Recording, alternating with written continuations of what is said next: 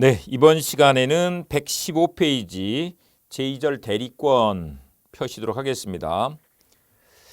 지난 시간에 잠깐 대리에 관해서 봤는데 이걸 한번 보고 갈게요. 다시 을하고 병하고 계약을 맺는 거예요.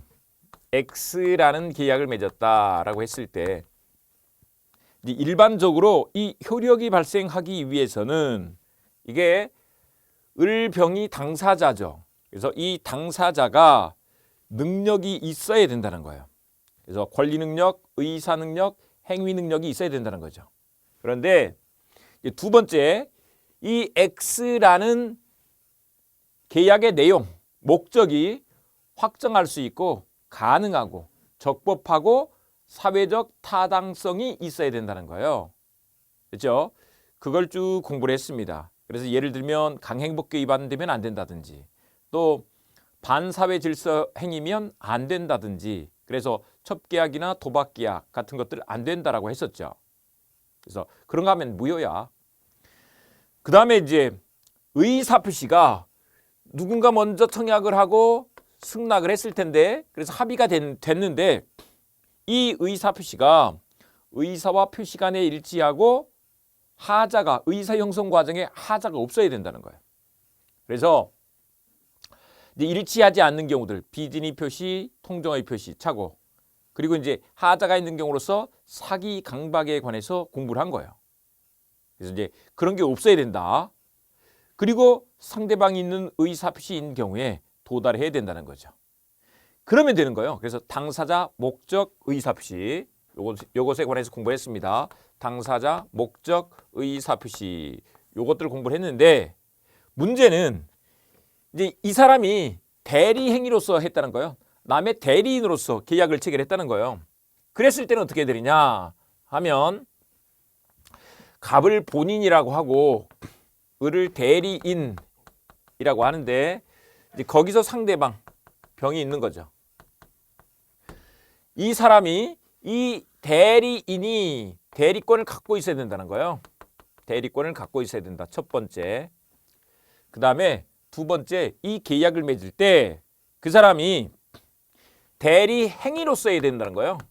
대리 행위로서 해야만 된다는 것인 거다. 네, 이렇게 되고. 그 다음에 이제 세 번째, 대리권을 가진 사람이 대리 행위로서 그 계약을 맺으면 이 본인과 상대방 사이에 효과가 생긴다 이렇게 했다는 거예요. 그런데 이 계약의 효력이 생기려면 여기에 그 사람이 뭘 가지고 있어야 돼? 대리권이라는 것을 갖고 있어야 된다. 대리권이라는 게 특별히 있어야 효력이 본인에게 생긴다는 거죠. 그래서 우리 이제 보시면 앞에서 일반적 성립요건, 특별 성립요건 이걸 공부를 했어요.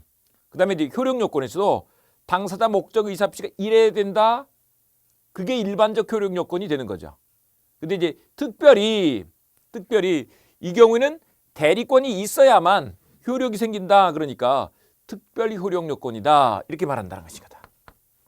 그래서 대리권은 특별 효력 요건으로서 필요하다. 특별히 효력이 발생하기 위해서 필요하다. 이런 개념인 거다.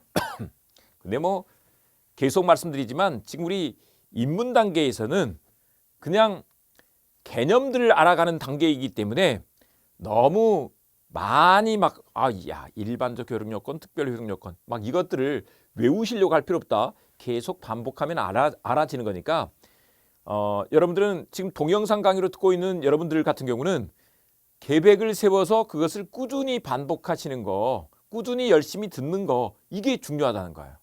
네, 아셨죠? 그래서 이거를 막 너무 외우려고 한다든지 그러면 공부가 재미가 없어져요. 우리가 내년 10월 말에 시험 볼 때까지 그냥 꾸준히만 하면 나중에 가면 자동으로 이런 것들은 그냥 알게 돼요. 근데 이런 걸 또 설명 안 해드리면 알 수가 없으니 설명해드리고 있는 것 뿐이니까 너무 스트레스 받지 말고 공부하자 이런 얘기입니다. 그 다음에 이거 한번 생각을 해보세요.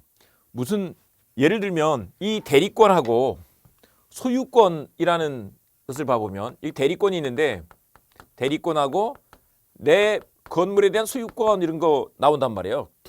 근데 여기도 보니까 이게 권자가 있고 여기도 권자가 있는데 이 권자가 보면 한문으로도 똑같아요.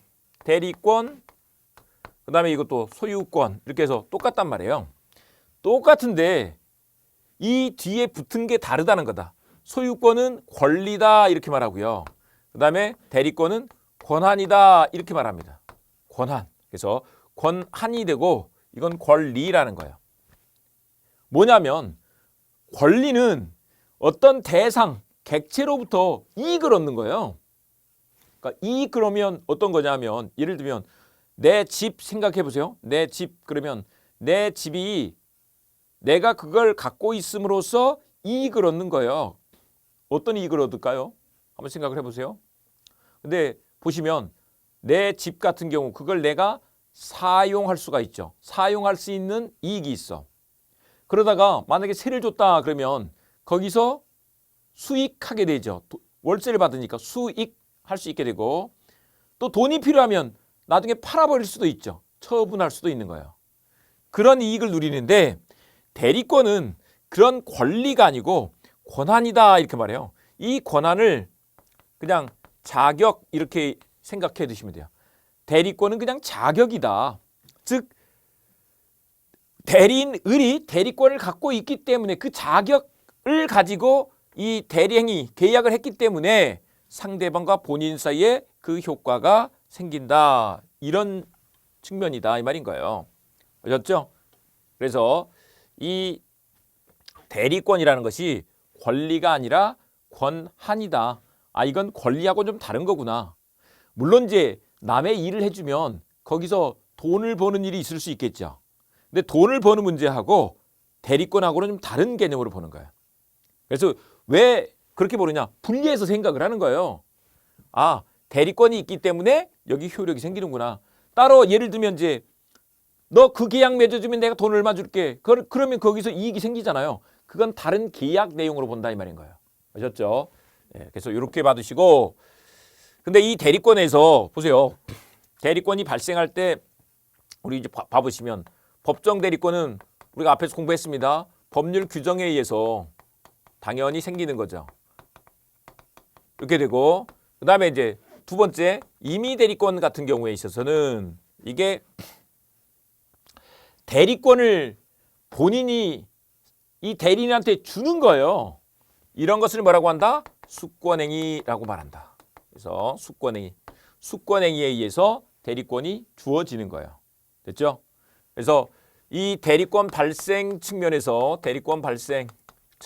이렇게 볼 수 있는 것이고요. 그 다음에 두 번째 이 사람들이 어떤 대리권을 가지고 있을까 하는 문제가 있어요.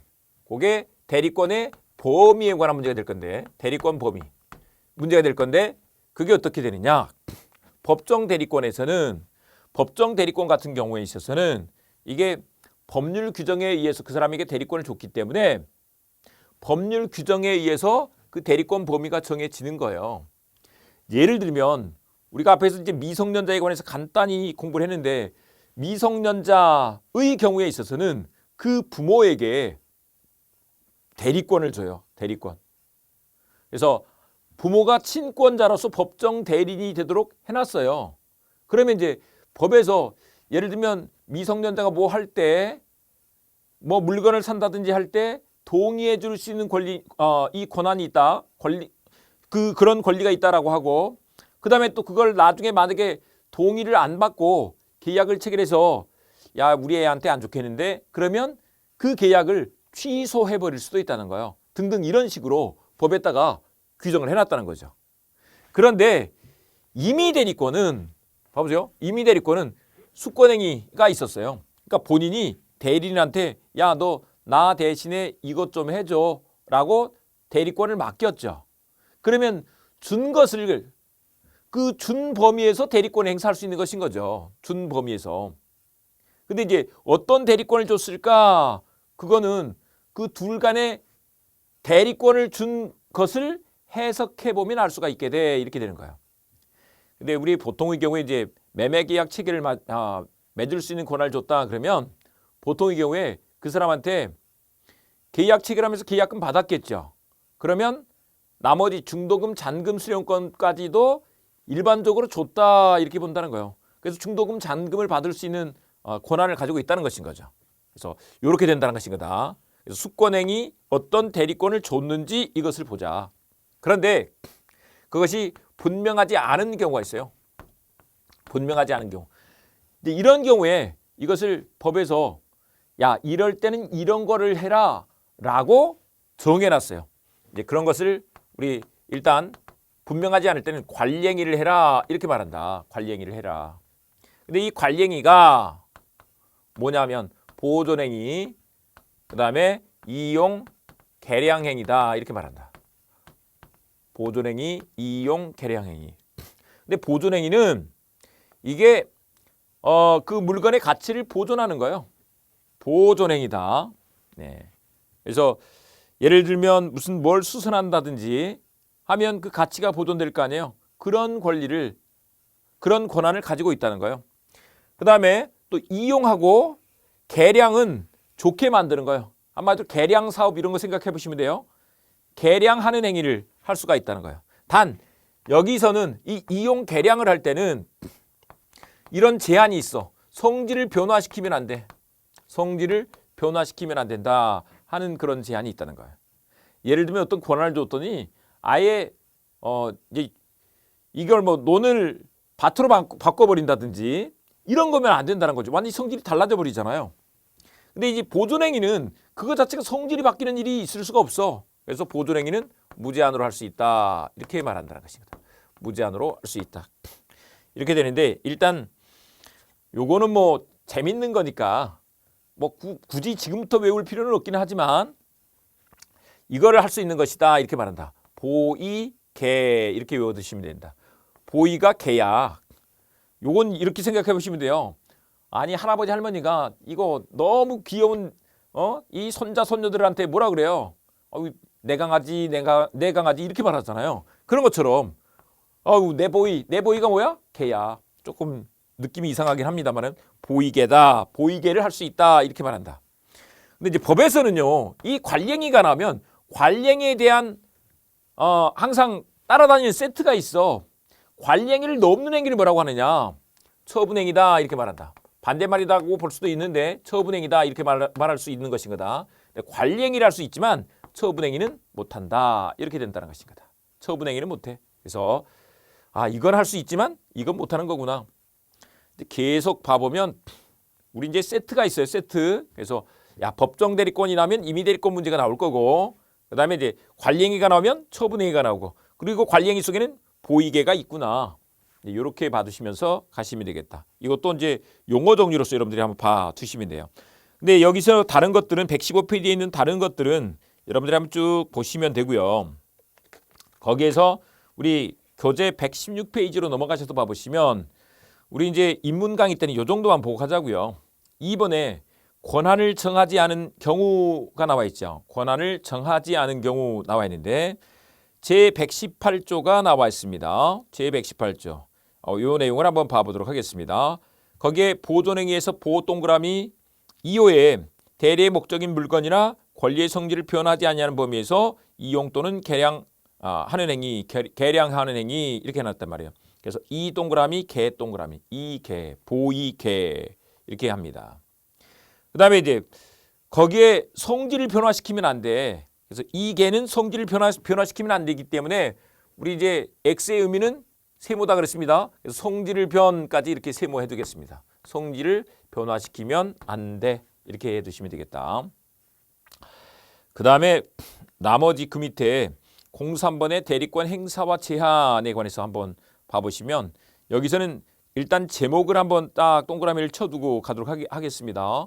1번에 각자 대리 원칙 동그라미 그리고 2번에 자기계약 쌍방대리의 금지 이렇게 동그라미를 일단 쳐보고요. 일단 그걸 잠깐 먼저 말씀드리면 이런 거예요. 거기 조문에 대리인이 수인인 때는 이렇게 해놨잖아요. 대리인이 수인이다 이 말은 뭐냐면 이 대리인이 여러 명이다 이런 뜻이에요. 대리인이 여러 명 있어. 그때 어떻게 할 것이냐 이런 것인데 수인은 여럿 이런 뜻이다. 여럿 이런 뜻이다. 이랬을 때 각자 대리가 원칙이다라는 거예요. 각자 대리 원칙이라고 한다. 각자 대리 원칙이라고 한다. 됐죠? 네. 그래서 대리인이 여러 명 있으면 각자 단독으로 본인을 위해서 대리 행위를 할 수 있다는 거예요. 통일해서 할 필요 없어. 다 같이 모여서 할 필요 없어. 이런 얘기예요. 물론 이제 공동으로 해야 될 경우도 있어요. 공동으로 해야 될 경우도 있는데 그 경우는 이제 이 법에서 또 수권행위를 하면서 미리 정해놓는 거야. 야, 같이 해라. 이래놓으면 같이 해야 돼. 근데 이 각자 대리가 원칙인데 만약에 공동 대리를 해야 돼. 그러면 원래 각자 할 수 있는 것이 원칙인데 공동으로 해야 되니까 혼자 마음대로 못하는 거잖아요. 그래서 이게 뭐냐? 대리권 제한 문제가 된다는 거죠. 그러니까 대리권이 제한되고 있는 거야. 그런데 만약에 이 경우에 이제 각자 대리를 했어. 그 제한을 벗어나는 거죠. 그러면 대리권 제한을 벗어난 거니까 그 범위에서 각자 할 수 있는 권한은 없는 거야. 근데 그렇게 되면 대리권 없이 대리 행위를 한 것이 된다. 이런 얘기예요. 그래서 그런 것이 이제 무권 대리다. 대리권을 넘어서서 한 거니까, 대리권 없이 한 거니까 무권 대리가 된다. 네, 여기서는 일단 각자 대리 원칙을 봐둔다. 그 다음에 자기계약 쌍방대리 금지가 나와 있는데요. 자기계약 또 쌍방대리 금지. 요걸 한번 보시는데 요거는 어떤 내용이냐면 우리 이제 이쪽에 왔으니까 잠깐 한번 봐보자고요. 원래 이 대리에서는 이런 3면 관계가 이렇게 필요하다 그랬어요. 대리인 을과 그 다음에 상대방 병 간에 이렇게 계약을 했을 때 대리권을 가진 사람이 이렇게 하면 이 본인과 상대방 사이에 이렇게 효과가 생긴다는 거예요. 그러면 일반적으로 이 대리인은 본인을 위해서 열심히 일을 할 거 아니에요. 요게 대리란 말이에요. 요게. 이런 구조가 돼야 이 사람은 자기하고 더 어쨌거나 대리권을 준 본인을 위해서 더 이익되게 할 거 아니냐고요. 상대방의 경우에 있어서는 상대방은 뭐 특별히 무슨 이렇게 짜고 하는 그런 관계가 아니면 상대방에게 더 이익되게 하지는 않을 거 아니냐고요. 어쨌거나 본인이 일을 시켰으니까 본인한테 충성을 다 해야 될 거 아니냐고요. 근데 만약에 이 자기계약이라는 것은 뭐냐면 이런 거요. 이걸 대리인 여기서 봐보세요. 이 자기계약은 상대방 이 사람이 없고 이 을이 본인 갑을 대리해서 자기하고 계약을 체결하는 거예요. 이게 병이 아니라 자기하고 계약을 체결하는 거예요. 그러면 이제 나중에 결국 본인과 자기 사이에 이런 효과가 생기겠죠. 근데 문제는 여러분 한번 생각을 해보세요. 이거를 이렇게 하게 되면 대리인이 본인을 위해서 할까? 자기를 위해서 할까? 그러면 자기를 위해서 할 거 아니에요. 사람이 그게 본성인데. 그러면 본인의 이익이 보호되지 않는, 본인의 이익이 침해되는 그런 문제가 생길 거 아니냐고요. 그래서 이런 건 안 돼. 이렇게 하는 거야. 자기계약.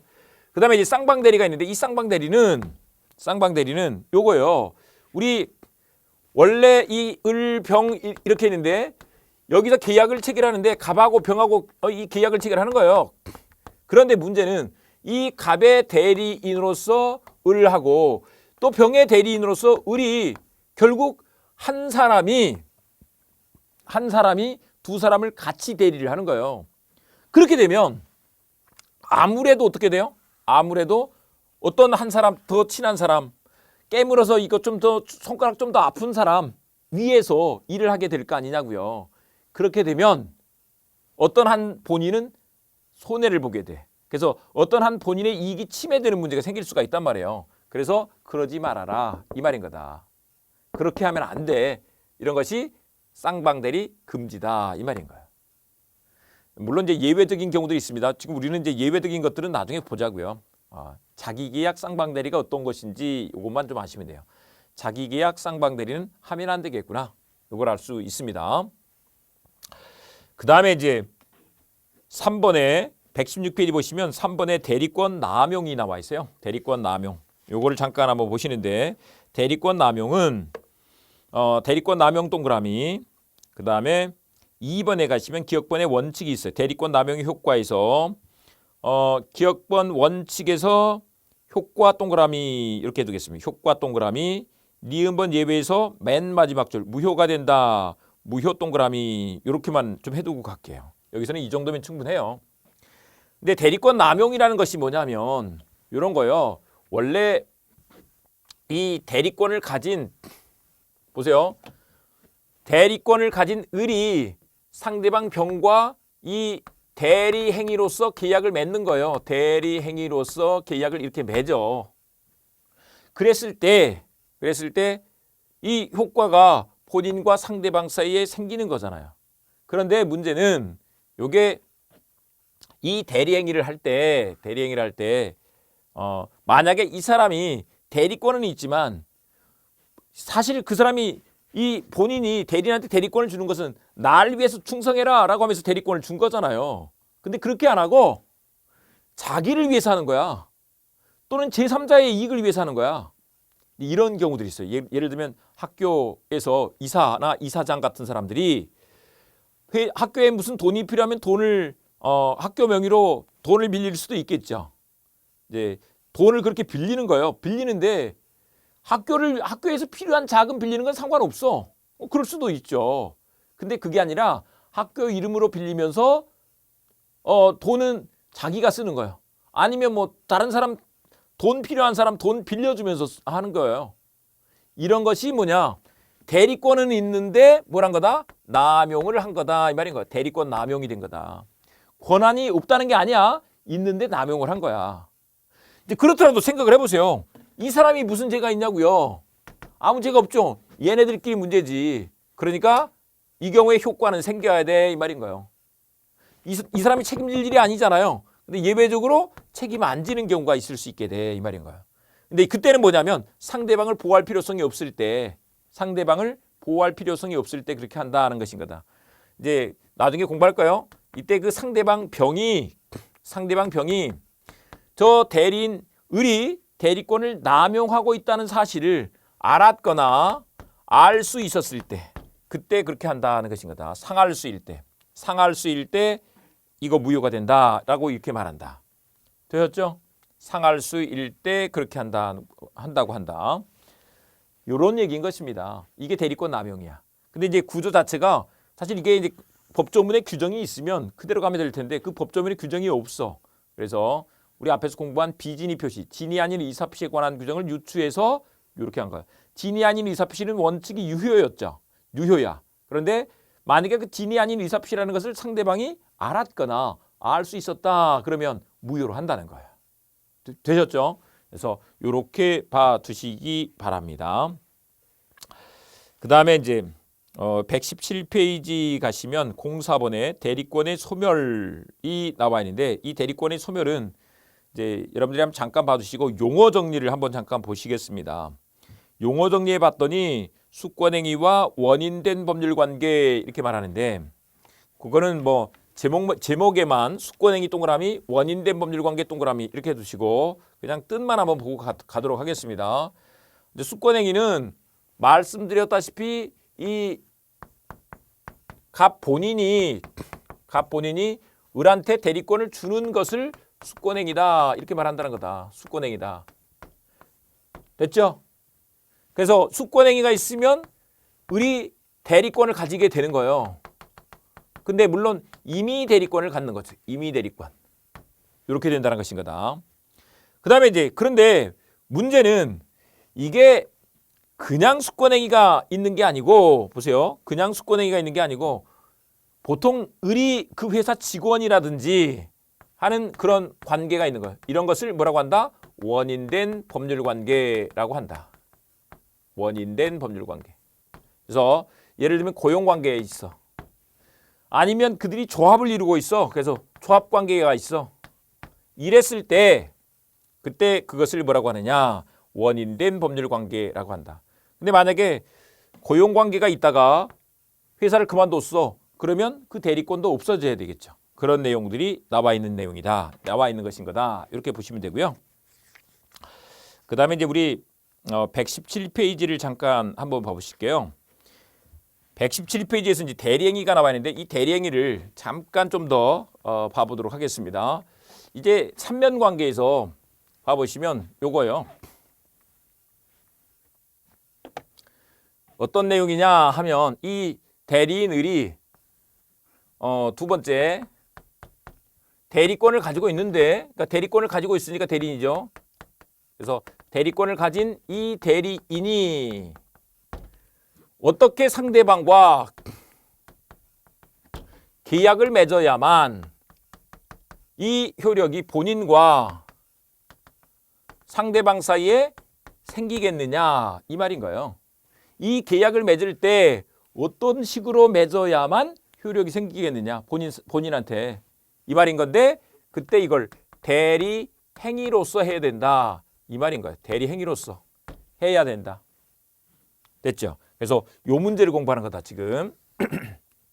그런데 이때는 어떤 식으로 해야 되느냐 하면 그렇게 하면 되죠. 아, 나 갑의 대리인이다 라고 말하면서 하면 상대방도 저 사람이 지가 당사자가 아니라 갑을 대리해서 나하고 계약을 체결하는구나 하고 알게 될 거 아니에요. 그렇게 알게 되면 그냥 효과가 이렇게 생기겠구나 알고 있었으니까 이렇게 효과가 생기면 된다는 거예요. 근데 이제 그걸 뭐라고 하느냐. 현명주의다 이렇게 말한다. 현명을 해야 돼 이런 건데, 근데 처음 보는 사람들은 이 현명이란 말 자체가 어려워. 근데 요거 이렇게 생각하시면 돼요. 이걸 봐보면 금방 쉬워. 현판 있죠. 현판은 뭐예요? 우리 왜 건물에 들어가면 무슨 뭐 친목회 아니면 무슨 무슨 문중 종중 예를 들면 무슨 여기 강남구에 있는 무슨 뭐 종친회 이런 식으로 뭐 간판 달아놨잖아요. 현판 달아놨잖아요. 그런 걸 현판 이렇게 말하는데 한마디로 내 걸어놓은 거잖아요. 내 걸어놓은 거. 근데 현명은 그러면 뭐냐면 이름을 내 거는 거예요. 즉 다른 말로 하면 이걸 본인의 이름으로 계약을 체결하는 거예요. 본인의 이름으로 체결한다 이런 얘기인데, 근데 본인의 이름으로 그런다고 해서 본인의 이름만 쓰면 그걸 또 예를 들면 이제 을이라는 사람이 나타나가지고 거기다 사인을 갑 이렇게 하면 그 사람이 을을 갑으로 알고 계약을 체결할 수도 있는 거 아니에요. 그러면 안 되고 이렇게 한다는 거예요. 계약을 할 때 갑의 대리인 을이다 이런 식으로 사인을 하면 이 사람이 을인인데 갑의 대리인으로서 나와서 지금 계약을 체결하는구나 이렇게 알 수 있다는 것인 거죠. 이런 것을 현명이라고 한다. 그래서 현명을 하면 본인에게 효력이 생긴다는 거죠. 그래서 여기서는 우리 그 117페이지 교재 한번 봐보세요. 01번 있죠. 거기에 대리행위 동그라미, 현명 동그라미. 현명을 해야 대리행위가 된다 이런 얘기예요. 그러면 이제 114조에 보시면 본인을 위한 것임을 표시했다 동그라미 쳐봅니다. 한마디로 현판을 내 건 거야. 현명을 한 거야. 이런 뜻인 거죠. 표시했을 때 본인에게 효력이 생긴다 이 말인 것입니다. 그런데 넘어가셔서 118페이지 가시면 2번에 현명은 봤고요. 2번에 본인을 위한 것임을 표시하지 않은 행위 표시했다가 제목에다가 세모를 해보겠습니다. 표시하지 않았을 때 그 옆에다가 현명 X 이렇게 한번 해보세요. 현명을 하지 않으면 어떻게 되느냐 이 말이에요. 현명을 하지 않으면 그 경우에는 또 뭐예요 이거? 상대방 입장에서는 그냥 을이 자기 계약으로 체결하는 거구나 이렇게 할 거 아니에요. 대리인으로서 지금 계약을 체결하는 것이라는 걸 몰랐잖아요. 그러면 병 입장에서는 을하고 계약을 체결하는 줄 알지 갑하고 계약을 체결한다고 생각을 못한단 말이에요. 그래서 이때는 어떻게 되느냐? 그냥 자기를 위한 것으로 본다 이렇게 된다는 것인 거다. 그래서 여기서는 1번의 원칙에서 자신을 위한 것으로 여기다 자신에다가 동그라미 쳐두겠습니다. 자신을 위한 것으로 본다. 이 정도면 되겠습니다. 깨두시고요. 거기에 우리 용어 정리 요거를 잠깐 한번 해보도록 하겠습니다. 용어 정리는 뭐냐면 거기 첫 번째 간주와 추정이 있어요. 간주와 추정. 이 용어를 좀 알아두셔야 되는데 간주는 이 간자라는 것 자체가 볼간자예요. 그 볼간자 뭐냐면 주마간산이 있었잖아요. 주마간산은 뭐예요?